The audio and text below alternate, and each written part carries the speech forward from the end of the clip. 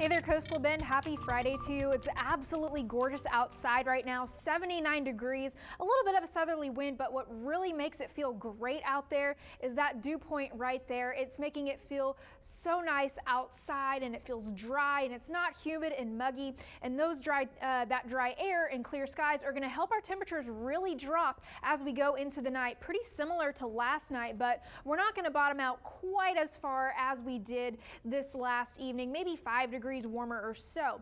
Tomorrow afternoon looking pretty similar to today. Lots of sunshine, so we're going to warm up really quickly by noon, about 80 degrees. But the one thing that is different from today is that it's going to be really windy outside tomorrow, and that's why we've got a fire weather warning in effect, and I'll give you more on that in just a couple seconds.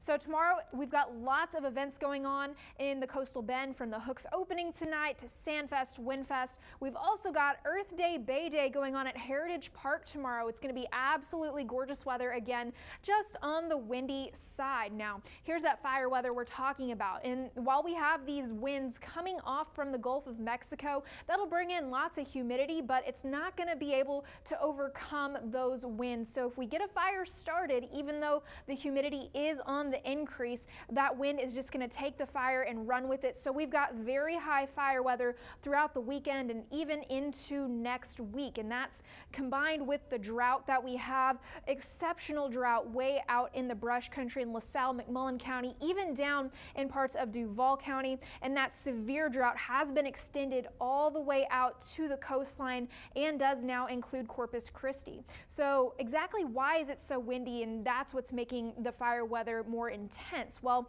our next disturbance in front are going to slide in from the Kansas and Colorado border over the weekend and into early next week. So then as that moves across the Central Plains, severe weather is going to be possible in this big highlighted yellow area Monday, Tuesday, and into Wednesday. But what does that mean for us down here in the Coastal Bend? So as this low pressure and high pressure get closer together, that's when we're going to see those windy conditions into and through the weekend, even into next week. So as that front approaches Wednesday and Wednesday evening, we'll be able to see just a little bit of rainfall from it, not much to write home about, and not going to break our drought by any means. Maybe 1/10 of an inch up to 1/4 of an inch are possible. So if you want to get your car washed this weekend, is going to be absolutely beautiful weather to do it. Just on the windier side, you may get splashed with a little bit of water, but Tuesday and Wednesday, when those rain chances start to pop back up in the forecast, is when you're going to want to hold off on washing that car. Tonight, those lows, not going to need an umbrella out there. Going to be nice and dry, clear skies, and that's going to let our temperatures drop down into the 50s around the Coastal Bend. And tomorrow afternoon, pretty similar to today, mid-80s along the coast, but a little bit warmer out in the brush country, but definitely a lot windier than we were today for tomorrow's forecast. If you're headed out to Sandfest in Port Aransas tomorrow, beautiful weather, lots of sunshine, but make sure you're drinking lots of water and putting on sunscreen. That UV index is going to be very high.